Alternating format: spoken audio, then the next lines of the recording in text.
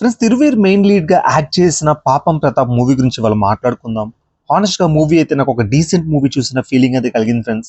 ఈ మూవీతో ప్రాబ్లం ఏంటంటే వీళ్ళు తీసుకున్న కాన్సెప్ట్ అయితే నాకు బాగానే అనిపించింది, కానీ ఎక్కడ ఎమోషన్స్ యూజ్ చేయాలి, ఎక్కడ కామెడీ సీన్స్ యూజ్ చేయాలి అనే దాంట్లో కంప్లీట్ ఫెయిల్ అయ్యారు.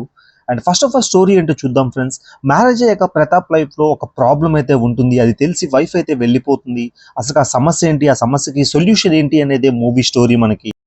ఫ్రెండ్స్, ఫస్ట్ ఆఫ్ ఆల్ ఈ మూవీలో పాజిటివ్స్ గురించి మాట్లాడుకోవాలంటే అజయ్ ఘోష్ అండ్ తిరువీర్ గారి కాంబినేషన్ గురించి మనం మాట్లాడుకోవాలి. వీళ్ళిద్దరు పర్ఫార్మెన్స్ అయితే నిజంగా చాలా బాగా వచ్చిందని చెప్పాలి.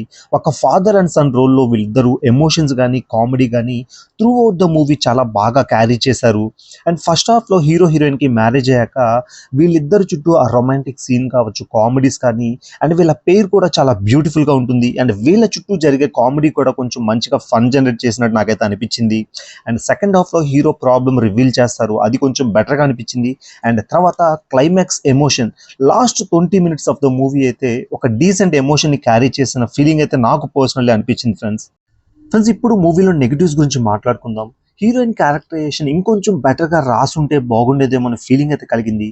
పెళ్ళయ్యాక హీరోకి ఒక సమస్య ఉంటుంది, అది హీరోకి చెప్పకుండా హీరోయిన్ అయితే వెళ్ళిపోతుంది.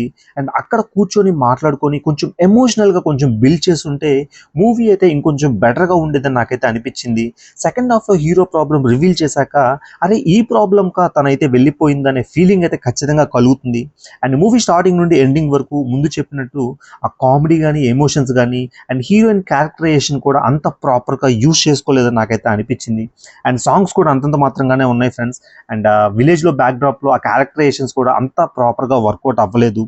ఏదేమైనా ఒక యావరేజ్ మూవీ చూసిన ఫీలింగ్ అయితే కలిగింది. ఆల్రెడీ మీలో ఎవరైనా మూవీ చూస్తుంటే మీ ఒపీనియన్ ఖచ్చితంగా కమెంట్స్ చెప్పండి ఫ్రెండ్స్, నేను తెలుసుకుంటాను. అండ్ జై హింద్, టేక్ కేర్ ఫ్రెండ్స్.